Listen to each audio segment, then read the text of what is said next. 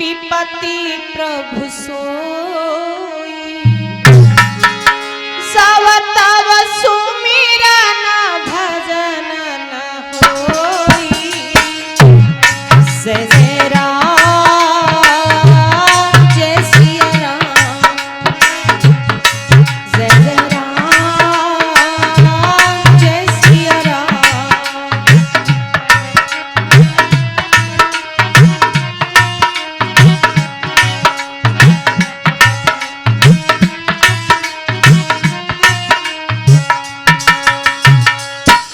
सबसे बड़ा सुख उस समय है जब प्रभु का नाम लिया जाए, और सबसे बड़ा दुख उस समय है जब प्रभु का नाम नहीं लिया जाए।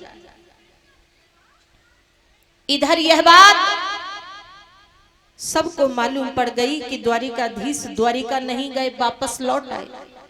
तो सबके मन में यही विचार था कि प्रभु हमारे लिए लौट करके आए। कुंती के मन में विचार था कि हमने प्रभु का रास्ता रोक लिया, इसलिए वो हमारे लिए लौट करके आए। द्रौपदी जी को लगा प्रभु मेरे लिए लौट करके आए। अर्जुन को लगा कि मेरे लिए लौट करके आए।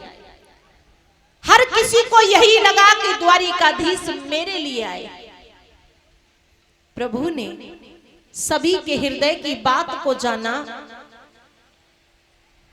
तो कहा कि हम आप में से किसी के लिए भी लौट करके नहीं आए हैं। हम तो भीष्म पितामह के लिए लौट करके आए हैं, क्योंकि हमने भीष्म जी को यह वचन दिया था कि आखिरी समय पर हम उन्हें दर्शन देने के लिए जरूर आएंगे। और इतना कह करके प्रभु धर्मराज युधिष्ठिर को साथ में लेकर के कुरुक्षेत्र मैदान में पहुंच गए, जहां पर भीष्म पितामह बाणों की सैया पर विराजमान थे। तो जैसे ही भीष्म पितामह ने प्रभु को देखा, मन ही मन प्रणाम किया, सबके सामने नहीं, मन मन, और बैठने के लिए इशारा कर दिया। प्रभु बैठ गए तो भीष्म पितामह मुस्कुराए और कहा कि द्वारिकाधीश, अभी तक मैंने आपके आने की प्रतीक्षा में अपने आप को रोक रखा था कि जब आप आएंगे तभी हम जाएंगे।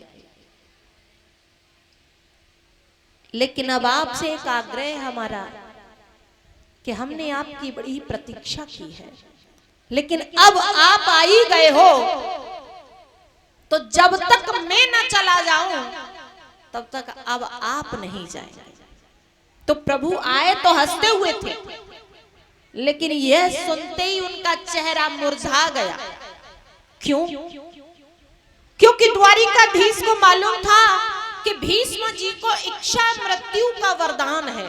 अगर इनकी इच्छा नहीं होगी मरने की तो यमराज भी कुछ नहीं कर सकते।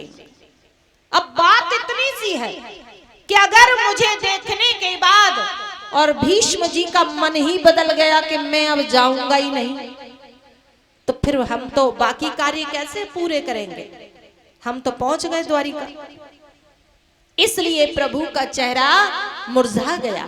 तो भीष्म पितामह उनकी इस बात को पहचान गए और मुस्कुरा के कहा, द्वारिकाधीश इतनी जल्दी घबरा गए?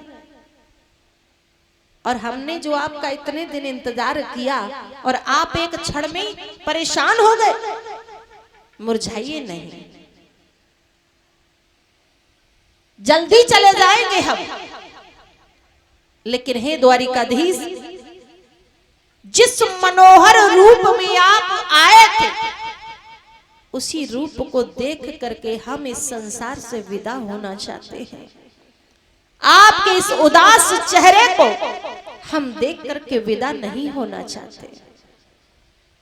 तो प्रभु मुस्कुरा गए कि बहुत जल्दी आप हमारे हृदय की बात को जान जाते हो।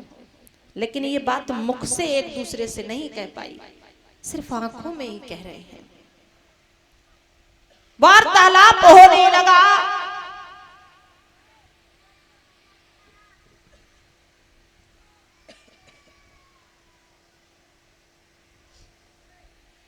जब वार्तालाप होने लगा है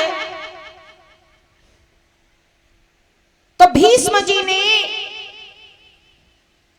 अनेकों धर्मों के बारे में